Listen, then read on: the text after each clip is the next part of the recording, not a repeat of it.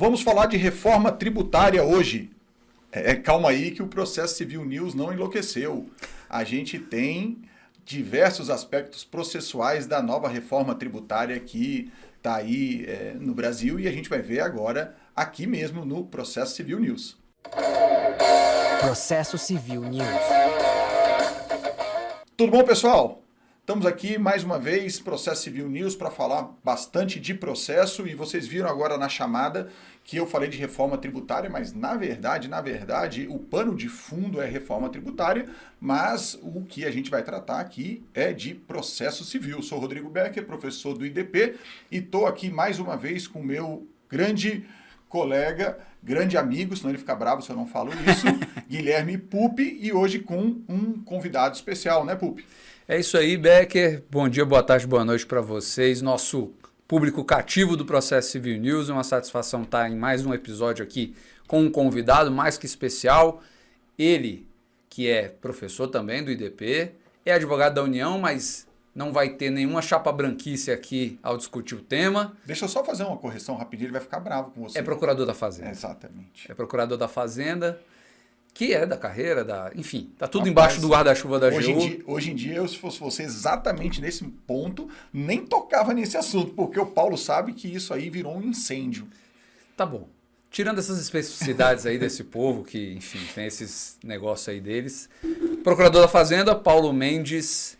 Satisfação, Paulo. Alegria ter você aqui conosco. Tava demorando, mas que bom que esse convite saiu. Não, alegria toda minha. Eu venho acompanhando o Processo Civil News com todo o sucesso que está fazendo, né? Vários temas interessantes. Eu constantemente, quando eu estou correndo, estou na academia, estou ouvindo vocês. E vocês sabem disso porque eu sempre entro em contato para dialogar sobre os temas. E estava querendo muito vir aqui, não houve agenda antes que a gente conseguisse compatibilizar, mas que bom que deu certo. Que bom. E aí, pessoal, como o Becker falou, né, Becker? O tema hoje é a reforma tributária, mas não deu a louca no Processo Civil News. Não deu não. O Processo Civil News não enlouqueceu. Tem uma interface grande, né, e a gente vai ver isso, entre a reforma tributária e o direito processual civil. E o Paulo, como professor de direito processual civil, vai justamente nos ajudar a assimilar um pouco melhor sobre essa perspectiva do direito processual, o que vem de mudança ou de projetar o que vem de impacto para o pessoal se manter atualizado, afinal, é um processo civil. Como é, Becker? News. Pronto. É isso mesmo, pessoal. A gente tem aí a reforma tributária, alguns aspectos interessantes, o Paulo vai trazer, e ele falou uma coisa importante. O Paulo é um amigo, parceiro nosso há muito tempo, ele também é professor do IDP, e ele faz essa interface entre direito processual e direito tributário, sobretudo por ser procurador da Fazenda e por ter atuado, e por atuar, né, e ter atuado muito tempo direto com as causas tributárias.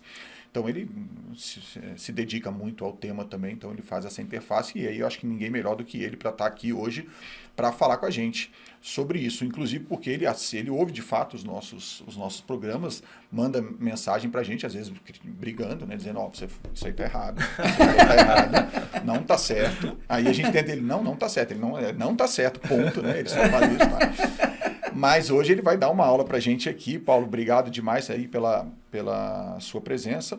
E a gente quer ouvir, você pode explicar assim, até forma didática, como você achar melhor, o que tem aí de novo no processo civil em relação à reforma tributária. E já antecipo aqui para o pessoal, já para puxar um link para você, que tem discussões, inclusive, aí de uma, entre aspas, tá? Para o pessoal não ficar bravo, entre uma nova justiça, né?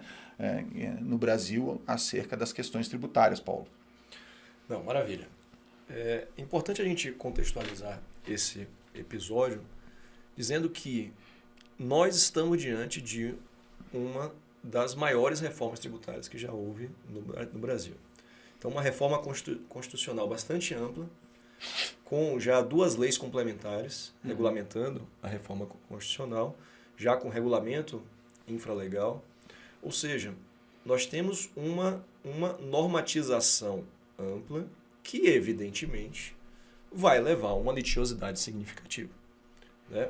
Os autores da reforma costumam dizer que o objetivo da reforma foi simplificar e, de fato, há inúmeros mecanismos administrativos para evitar litígios tributários, né, divergências interpretativas, mas ainda assim, para além disso, isso vai acabar desaguando no Poder Judiciário.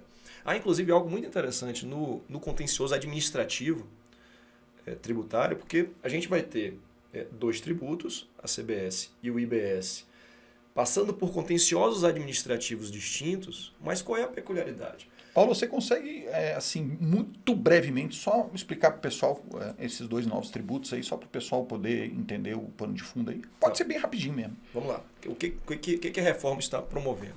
A reforma está promovendo a substituição de alguns tributos federais e alguns tributos estaduais e municipais pela CBS e pelo IBS. Então, a CBS, que é a Contribuição de Bens e Serviços, ela veio para substituir o PIS e a COFINS e o IPI. Já o IBS veio para substituir fundamentalmente o ICMS e o ISS. Então a gente tem a CBS no âmbito federal e o IBS no âmbito estadual e municipal. Qual é a grande peculiaridade desses dois tributos? Eles têm praticamente o mesmo regime jurídico. Eles têm praticamente a mesma disciplina material. Por isso que a gente chama que são tributos gêmeos. Tributos gêmeos. E aí, nós vamos ter a CBS com a mesma disciplina da IBS sendo julgada na Justiça Federal e o IBS sendo julgado na Justiça Estadual. Qual é o grande problema que se apresenta de início? Agora, esses tributos, eles são devidos no destino. Ou seja, um contribuinte de Brasília, se ele vender para todo o país, ele vai ter relações jurídicas com os estados e os municípios para onde ele vender. E aí vem a primeira dificuldade da reforma tributária. Diante dessa complexidade, dessas múltiplas relações, se o contribuinte de Brasília for ajuizar uma ação declaratória de inexistência de relação tributária, quem ele vai colocar no polo passivo? Em tese teria que ser um litisconsórcio de todos os estados e municípios, enfim. Teríamos um litisconsórcio multitudinário podendo envolver todos os estados da federação. E aí eu costumo dizer que se for essa a solução, a reforma tributária foi uma catástrofe. Sim. Foi uma catástrofe, porque é absolutamente inviável. Ela tem um reflexo nesse caso aí, não só no judiciário, como nas procuradorias aí. Né? Exatamente, né? Exatamente. E esse é um ponto. O outro ponto de discussão é em relação à justiça que vai processar e julgar essas demandas. Porque já houve propostas no sentido de reunir tudo na Justiça Federal, reunir tudo na Justiça Estadual, ou eventualmente criar uma nova justiça para processar esses tributos. E aí, a dificuldade que nós temos em relação a isso é que muitos estados e municípios se incomodam com a circunstância do tributo que pertence a eles ser processado e julgado na Justiça Federal. E a União também quer que o seu tributo seja processado na Justiça Estadual. Então são basicamente esses dois grandes problemas da reforma tributária. Como nós vamos tratar a legitimidade dessas ações e qual é a justiça competente para apreciar essas demandas. A gente já tem alguma coisa delineada em algum dos dois sentidos ou, por enquanto, essas discussões ainda estão no plano pré-normativo? Essa é uma ótima pergunta, porque já há duas propostas sendo gestadas para tentar resolver esses problemas. Uma proposta que foi gestada inicialmente no seio do CNJ, sob a presidência do ministro Barroso, e uma outra proposta que está sendo gestada dentro do Superior Tribunal de Justiça, que tem à frente a ministra Regina Helena Costa e o ministro Paulo Sérgio Domingues. E aí, e esse é um ponto importante que eu acho que vale a pena a gente deixar muito claro. Essas duas propostas, elas visam a atacar problemas distintos. Porque muita gente está falando por aí que elas são propostas paralelas, propostas que nós teríamos que escolher entre uma ou outra. Só que elas visam atacar problemas distintos. A proposta do Superior Tribunal de Justiça, ela está fundamentalmente preocupada com a questão da legitimidade para cobrar IBS e CBS. Ao passo que a proposta do ministro Barroso, do CNJ, ela está mais preocupada com a questão da uniformização jurisprudencial. Com o fato de nós termos duas justiças julgando tributos que têm a mesma disciplina material. E isso geraria divergência interpretativa. Então essa é uma premissa que eu acho muito importante. Porque eu até venho dizendo que é possível que essas propostas sejam implementadas conjuntamente, que elas não são excludentes. Então, vamos lá. Vamos tratar dos dois problemas. Tá, antes, deixa eu te fazer uma pergunta, Paulo. Até para o pessoal aí que está assistindo para poder se situar. A gente está falando aqui no aspecto temporal de quanto tempo para a reforma e as suas consequências processuais entrarem aí em vigor. Ou seja, o nosso ouvinte aí, o advogado tributarista, ou o nosso amigo procurador da Fazenda, ou o nosso amigo procurador estadual que tá ouvindo agora, você acha que ele vai ter o que para se preparar aí de tempo? Em relação à CBS, ela já entra em vigor agora em 2027. Então, a partir de 2027, a gente já vai ter. E isso é bem interessante, Becker e Pupi, porque nós vamos ter a CBS já entrando em vigor em 2027. Logicamente, já vai começar um contencioso em relação à CBS, discutindo questões da sua configuração normativa, que vai acabar repercutindo no IBS. Só que o IBS não entrou em vigor ainda. Exatamente. O IBS vai entrar em vigor a partir de 2033. Quando ele entrar em vigor, você já vai ter 5 anos de jurisprudência mais ou menos consolidada em relação a um tema que é a base parecida. Né? Exatamente. E esse é um ponto de atenção para os estados e municípios. E eu não tenho a mínima dúvida de que quando a CBS chegar em discussão nos tribunais superiores, os estados e os municípios vão querer participar dessas discussões e devem participar. E foi inclusive criado um órgão chamado Comitê Gestor do IBS, que é um órgão interfederativo, onde estão representados estados e municípios.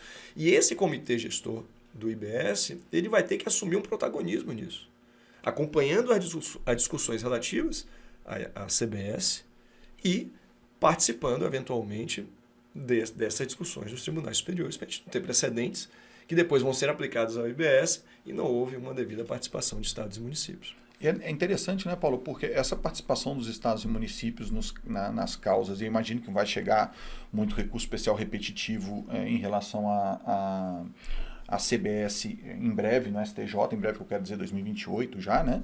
Vai chegar, os estados vão querer participar e a justificativa para eles participarem vai ser ainda uma pré-litigiosidade, ou seja, vai ser interessante, porque eles vão justificar a atuação deles em algo que ainda está por vir. Exatamente. E que a gente não tem nenhuma ação, porque a gente muitas vezes entra, eu tenho uma ação na primeira instância, elas vão chegar no STJ, então eu quero participar. Nesse caso, nem a ação ainda vai ter, mas a gente já tem praticamente um horizonte quase certo de ações. Né? Interessante essa observação, exatamente isso.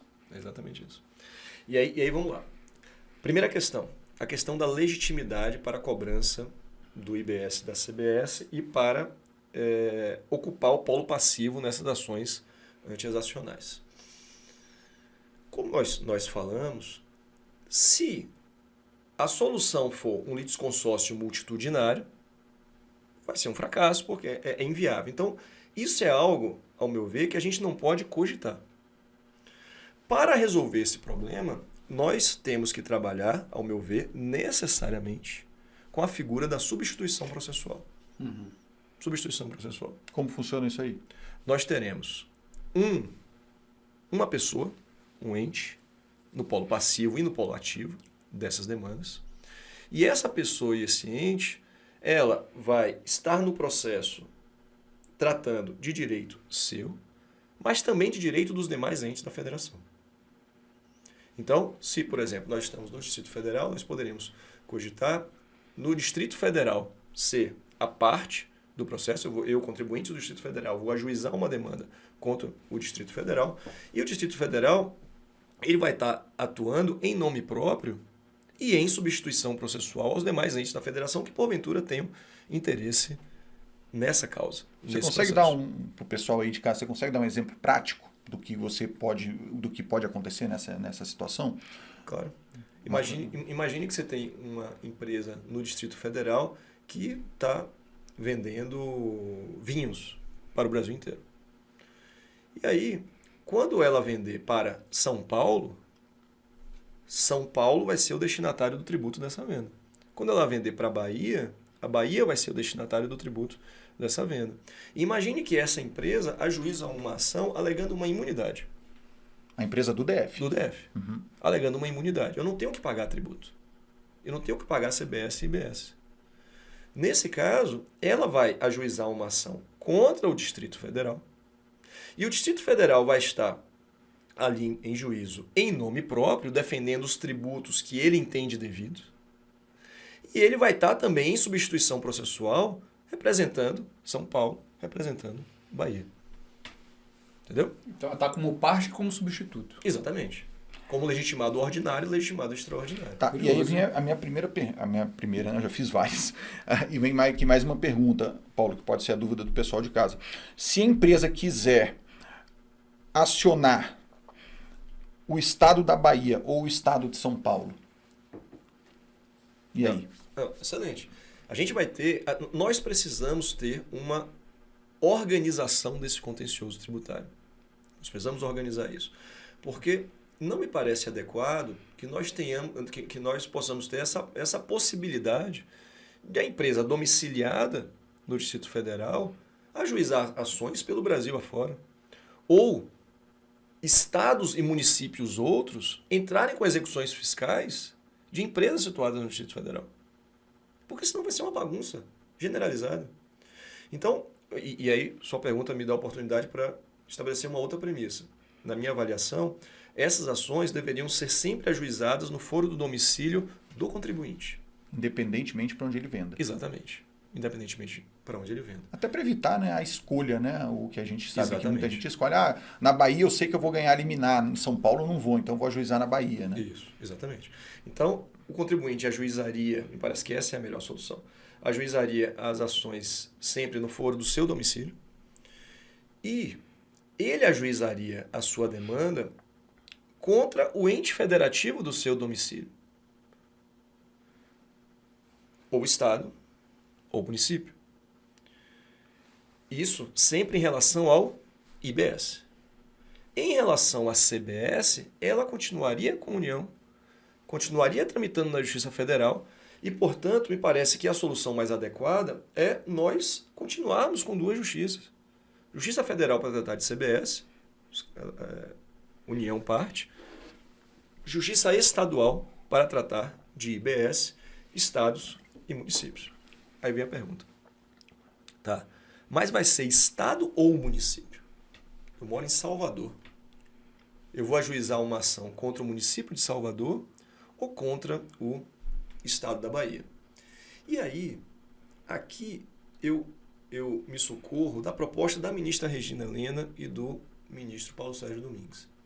Porque na proposta deles, eles até intitulam essa proposta de política do litigante único, que vai ao encontro dessas ideias. Política do litigante único. Agora, o que eles propõem? Eles propõem que as empresas com lucro real, que são empresas maiores, litiguem com a União. As empresas do lucro presumido, que são empresas médias, litiguem com estados. E as pequenas empresas litiguem com o município.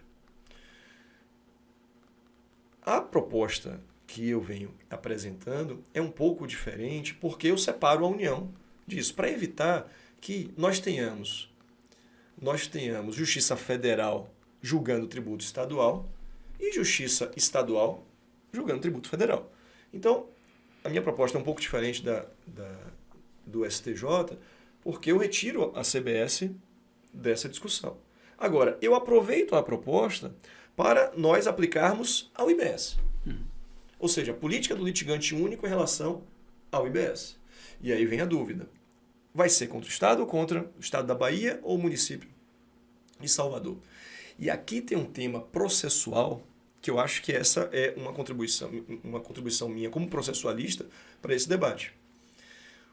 O artigo 18 do Código de Processo Civil nos diz que ninguém pode litigar em nome próprio na defesa de direito alheio, salvo quando autorizado pelo ordenamento jurídico e não mais por lei. E isso fez com que nós, processualistas, por exemplo, trabalhássemos, tem um artigo muito bom do Fred sobre isso, trabalhássemos a possibilidade de substituição processual negocial por negócio jurídico processual. Quando a gente abre para o ordenamento jurídico, nós invocamos outras fontes normativas que podem instituir a substituição processual.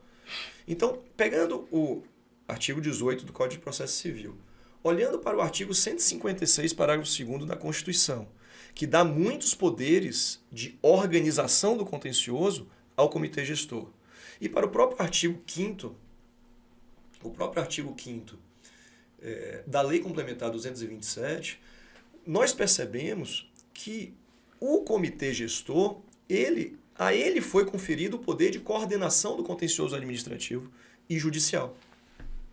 Juntando as pontas, me parece que é possível que o comitê gestor, e eu acho que é necessário que ele faça isso, que ele regulamente essa substituição processual dos estados e municípios. E ele diga, adotando eventualmente a proposta da ministra Regina Helena e do ministro Paulo Sérgio, e ele diga quando será o estado da Bahia ou o município de Salvador. O que é mais importante é que nós tenhamos segurança jurídica em relação a isso. Porque vejam, nós vamos ter anos e anos de disputa sobre direito material tributário agora.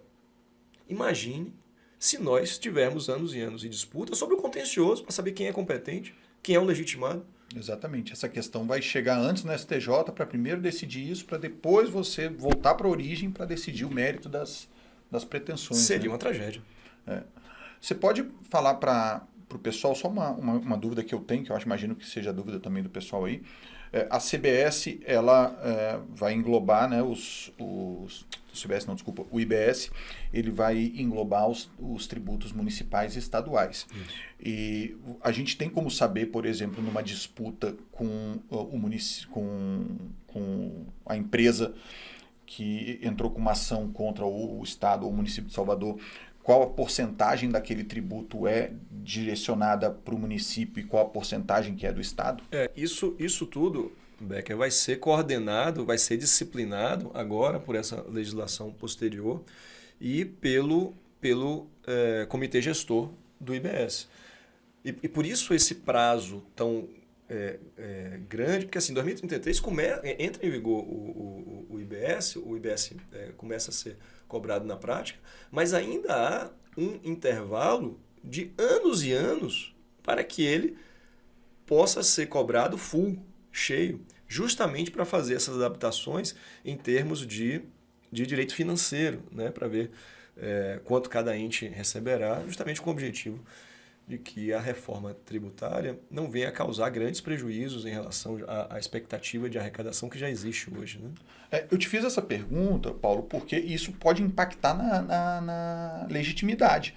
Porque vamos imaginar, e aí o especialista em tributário aqui é você, eu não sou, mas vamos imaginar que a disciplina diga, olha, dessa empresa aqui, sei lá, 40% é do município de Salvador, 60% é do estado. Né? Estou chutando aqui alguma coisa muito por cima. E aí a gente pode imaginar o seguinte, a discussão é só dos 40%, teria como fazer isso? A discussão é só dos 60%? Eu realmente não sei, eu estou fazendo essa pergunta no aspecto tributário mesmo, porque eu imagino que esse aspecto tributário ele vai influenciar na questão da legitimidade. Se é que isso vai acontecer, né?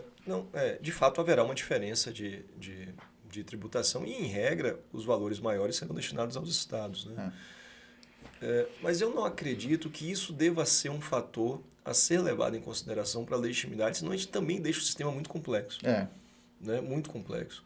De maneira que me parece que a gente tem que criar critérios objetivos para que o comitê gestor defina se a legitimidade vai ser do estado ou do município.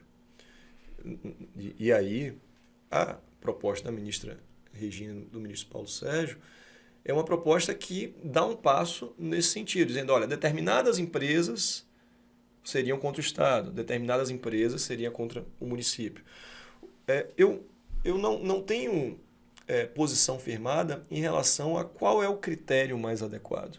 Até porque, né, Paulo, se isso aí vai acabar chegando e gerando umas questões fáticas do tipo, essa empresa é tal, essa empresa é tal. Daqui a pouco a gente vai ter um rol de empresas, né, e uma nova empresa, vai para onde? Exatamente. Aí seria pelo serviço que ela presta, ou seria... Isso, Então, esse é um ponto importante, porque o comitê gestor terá que definir critérios objetivos e muito claros para que o contribuinte não tenha dúvida em face de quem ele vai ajuizar as suas ações.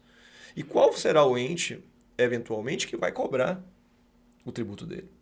Então, esse é um ponto fundamental para o contencioso da reforma. Nós precisamos de clareza sobre contra quem nós vamos ajuizar demandas e quem vai cobrar esses tributos. Porque senão a gente vai gerar um contencioso enorme de processo civil.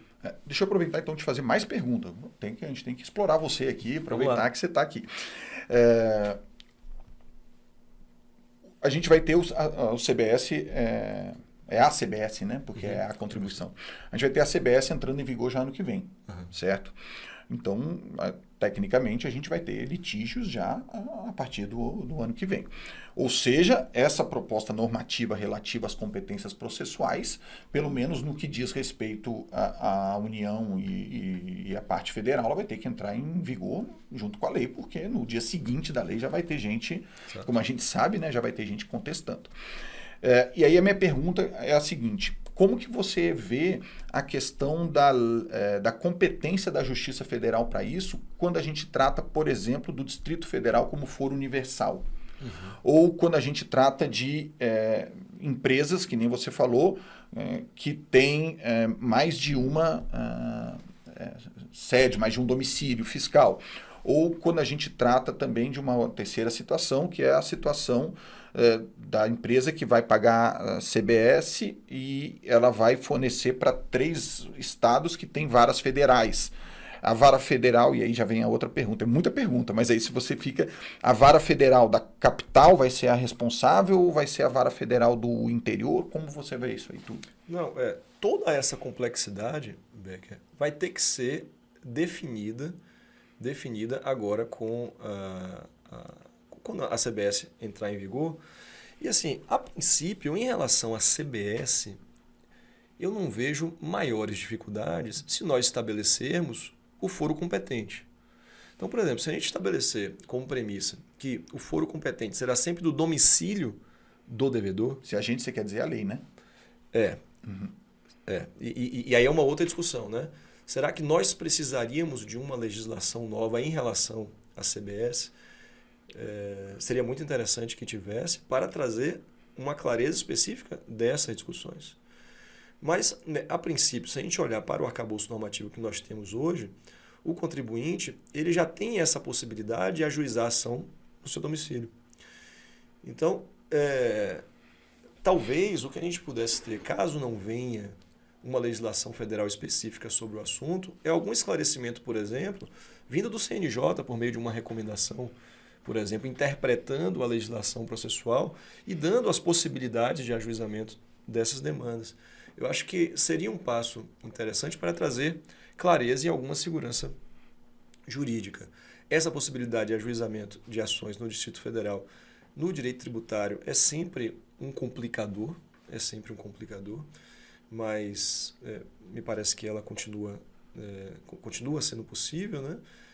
Mas o que eu não acho que nós podemos encampar é a possibilidade do contribuinte ajuizar suas ações em estados dos mais diversos, em municípios dos mais diversos, porque ele teria uma relação específica com aquele estado. Eu acho que a gente tem que tentar concentrar ao máximo no estado do município, do domicílio do devedor, justamente para a gente ter uma maior organização desse contencioso. E aí, Becker, partindo dessa premissa que CBS na Justiça Federal, IBS na Justiça Estadual, ações ajuizadas preferencialmente no foro do domicílio do devedor. Em relação ao IBS, o comitê gestor iria disciplinar essa substituição tributária. Me parece que esse arranjo processual, e aí nós vamos colocar no polo passivo o ente federativo. E esse ente federativo será defendido pela sua procuradoria respectiva. Então, se for o município de Salvador, vai ser a Procuradoria do município de Salvador. Se for Estado da Bahia, a Procuradoria do Estado da Bahia. Não me parece interessante a ideia da criação de um órgão jurídico novo do comitê gestor para fazer frente a essas ações, quando nós já temos no Brasil inteiro procuradorias estaduais e municipais muito bem estruturadas. Caso esvaziar, né? Exatamente. Até iria esvaziar significativamente, porque a gente está falando dos dois principais tributos desses entes federativos. Então, esse é um modelo que me parece que organiza bem o contencioso da IBS, do IBS e da CBS. Mas aí vem um outro ponto. E aí aqui vai ser interessante para a gente bater uma bola sobre esse assunto. Nós teremos Justiça Federal e Justiça Estadual julgando tributos diversos, mas com o mesmo regime normativo. Que você falou no início, né? Isso. Uhum. E a pergunta se isso acontecer, nós teremos uma dispersão jurisprudencial muito grande que vai gerar insegurança jurídica. E para resolver esse problema, e aí vem a proposta do ministro Barroso, para resolver esse problema seria interessante criar uma nova justiça para julgar IBS e CBS, e a proposta do ministro Barroso traz essa nova justiça como uma justiça mista. Uma justiça que congregaria juízes estaduais e juízes federais em primeira instância e no tribunal, formando colegiados mistos. E, para além disso, propõe-se um órgão de uniformização jurisprudencial nacional, abaixo do STJ. Uma TNU, mais ou menos. Uma espécie de TNU, exatamente. Para quem não se liga nas siglas, né? Turma Nacional de Uniformização em relação às questões dos juizados. Exatamente. E para além disso, essa proposta, ela sugere uma justiça nacional, com foro nacional, ou seja, você de Porto Alegre poderia ter a sua demanda sendo julgada por um juiz do Pará e 100% online. 100% online. É uma proposta interessante, muito inteligente, né? Uma tentativa de nós criarmos um novo modelo de justiça para a reforma tributária, mas é bem verdade que ela é bastante heterodoxa, né? Disruptiva em relação ao que nós estamos enfrentando. Nós estamos acostumados, né? Na justiça brasileira. Tem muita gente que estuda para concurso assistindo o Processo Civil News. Aí eu vou te perguntar, e essa justiça aí vai ter concurso para juiz dessa justiça? Porque o pessoal está interessado, aí já vai querer fazer concurso para essa justiça também. A princípio não. A princípio seriam atribuições de juízes estaduais e juízes federais. Então, continuem fazendo concurso para juiz estadual e federal. Seria uma, para deixar esclarecer o pessoal, seria uma justiça mista, né? Composta pelos dois juízes. Costuma se comparar muito, Becker, à justiça eleitoral. Seria verdade. como que a justiça eleitoral tem essa característica. Né? Mas, enfim, o que eu venho falando sobre isso é que eu acho que é uma ideia interessante, uma ideia que pode ser implementada, mas eu não acho que essa solução seja necessária imediatamente para a reforma entrar em vigor nos nossos tribunais.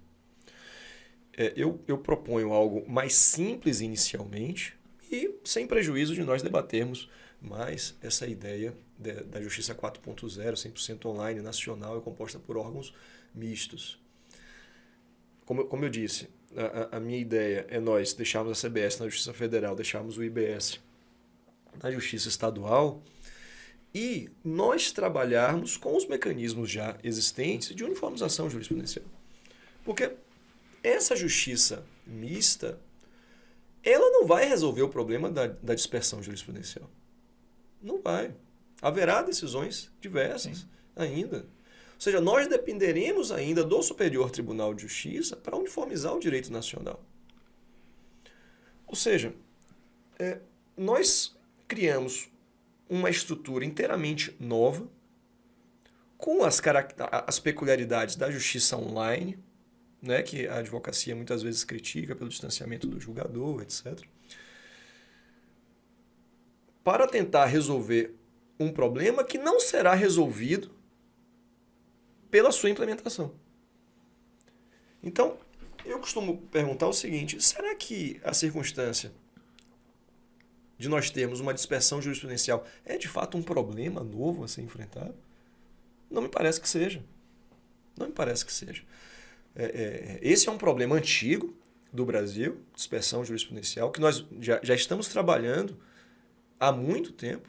O Código de Processo Civil veio para reforçar, né, a ideia de uniformização jurisprudencial e técnicas específicas para uniformização jurisprudencial.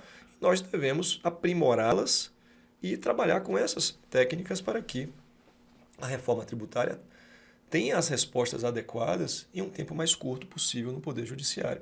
Então temos que trabalhar com repetitivo no STJ, com repercussão geral no STF, com IRDR nos tribunais, cooperação judiciária nacional em primeira instância, tudo isso nos utilizando das ferramentas que já dispomos para que tenhamos uma uniformização sobre essas divergências jurisprudenciais. Eu acho que é um modelo mais simples para ser utilizado imediatamente, sem prejuízo de outras discussões dessas propostas mais disruptivas, né?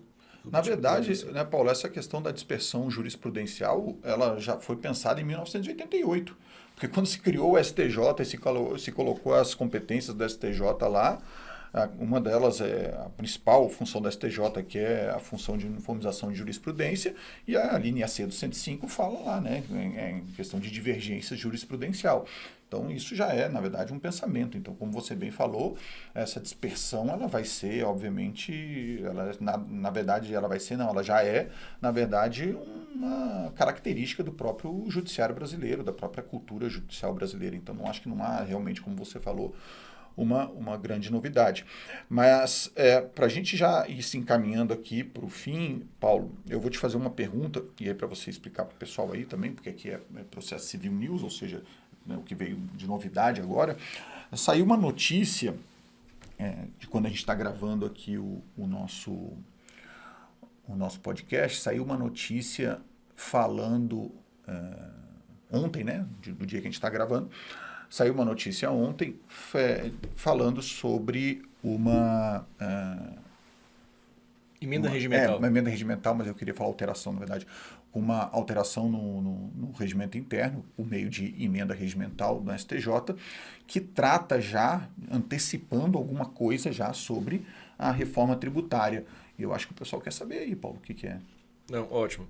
A gente está falando da emenda regimental número 48, de 11 de junho de 2026, e aí é uma característica do Processo Civil News, a atualidade. Exatamente. Ou seja, uma notícia fresquinha, que alterou o regimento interno do Superior Tribunal de Justiça para contemplar, Becker,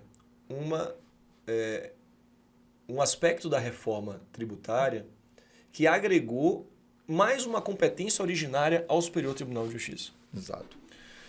O que a reforma tributária fez? A reforma tributária, nós sabemos que os conflitos federativos são de competência do Supremo Tribunal Federal. O que a reforma fez? A reforma retirou os conflitos federativos decorrentes da reforma tributária e levou para o Superior Tribunal de Justiça. Ou seja, cabe ao STJ processar e julgar originariamente as ações em que litigam entes federativos entre si ou os entes federativos com o comitê gestor do IBS. Então, a gente leva diretamente em competência originária do STJ esses litígios. Sem dúvida alguma, foi uma tentativa do Constituinte de tentar abreviar o tempo de solução desses litígios.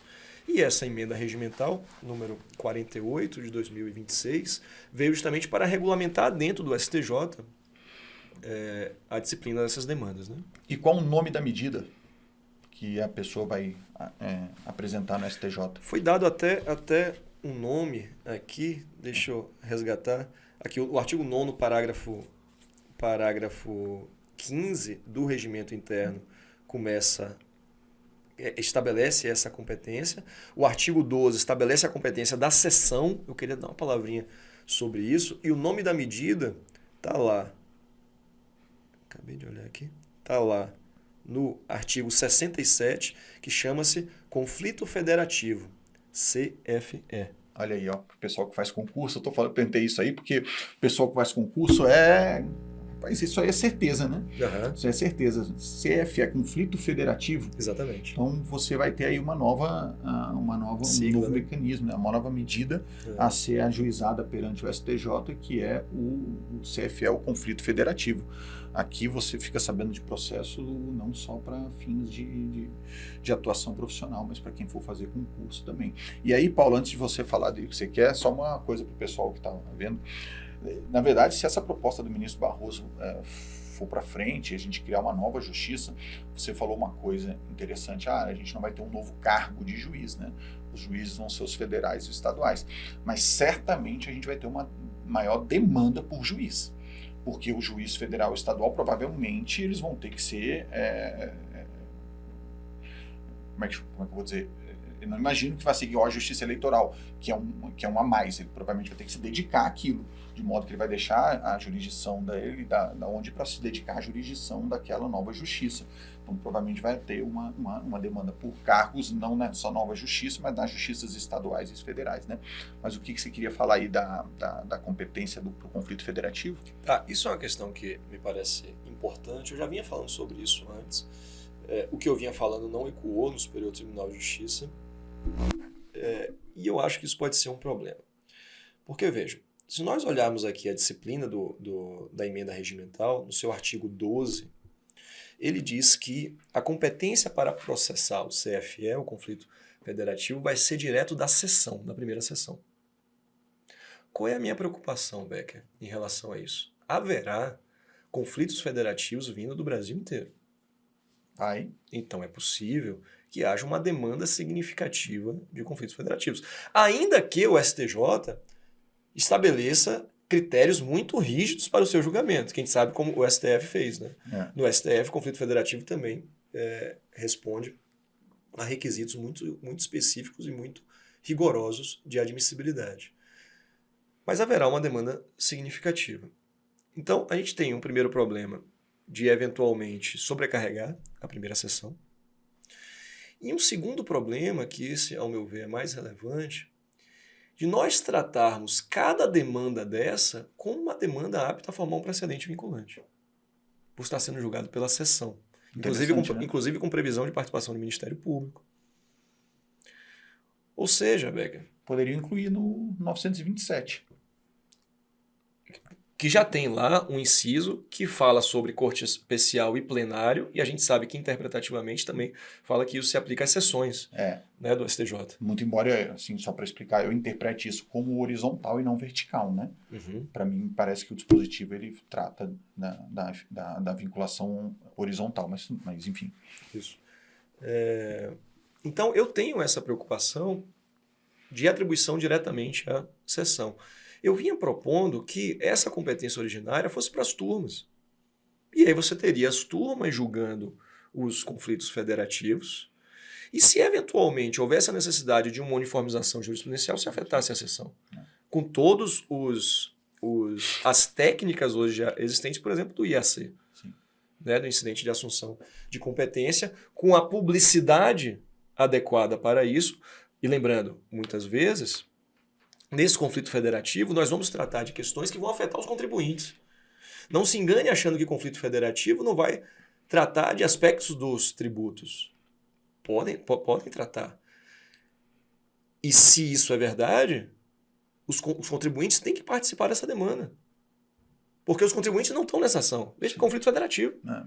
Os contribuintes não estão representados aqui. Então, atenção a isso. Os contribuintes vão ter que se fazer representar nessas ações que têm a aptidão de formar precedente, pode afetar as suas relações jurídicas. E mais. E vai ter amicus curiae. Né?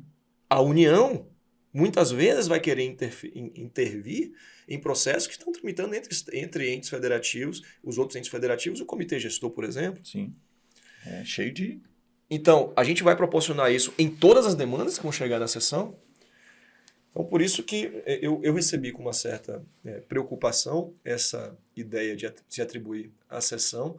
E é curioso, Becker, que é uma proposta, a princípio, meio óbvia para todo mundo. Não, vai ser a primeira sessão, que já uniformiza e tal.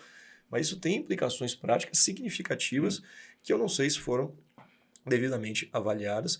Ainda bem que isso aqui ainda tem tempo para começar a trabalhar e se eventualmente o Superior Tribunal de Justiça se sensibilizar com esses argumentos que nós estamos conversando aqui, ainda dá tempo de modificar. Ótimo. Pô, Paulo, excelente. Acho que a gente conseguiu bater um papo aí sobre várias questões da reforma tributária em relação aos aspectos processuais, como eu falei no início. Não deu a louca no Processo Civil News, não. A gente está tratando de processo civil, ou de processo civil tributário, né, ou de processo tributário, enfim, algumas pessoas gostam de fazer essas delineações assim em relação ao nome, mas é processo civil no geral. E a gente aqui quer, Paulo, sempre faz no final do nosso episódio, indicação de leitura. Você tem alguma indicação de leitura sobre esse ponto específico? Se você quiser também fazer um merchan dos seus livros aí, por favor, fique à vontade. Aqui agora é o espaço aberto para isso. Esse é um tema muito novo ainda no debate doutrinário. Se você quer começar a se inteirar do assunto, eu sugiro que leia as principais propostas que já saíram sobre o tema. Então, nós temos dois artigos. Saiu um artigo ontem, inclusive, da ministra Regina Helena, do ministro Paulo Sérgio, do juiz federal Daniel. Onde? Se eu não me... Eu não vou chutar, Becker. Mas não tem problema, deixa eu te falar. Até o episódio ao ar, a gente já coloca aqui o artigo, então, e já fica para o pessoal. Nem se preocupa, porque a gente vai editar agora e vai colocar, então pode... Não, mas já que você me deu esse tempinho, eu consigo puxar ele aqui agora. É esse artigo aqui, que saiu pelo Conjur, da ministra Regina Helena, Paulo Sérgio e Daniel Marchionati, que chama IBS-CBS, Harmonização dos órgãos fazendários, Solução do Litigante Único e Papel do STJ. Putz, excelente, hein? Já vamos colocar aqui, já está aqui. Então fica aí a excelente dica do Paulo. Isso, essa é a continuação, essa é a parte 2.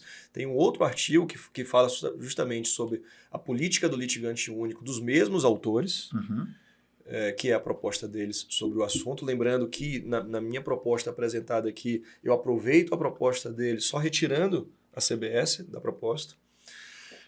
Tem um artigo recentemente publicado no Valor Econômico do ministro Barroso e da Rita Dias Nolasco, que traz as ideias defendidas pelo ministro Barroso naquele grupo do CNJ.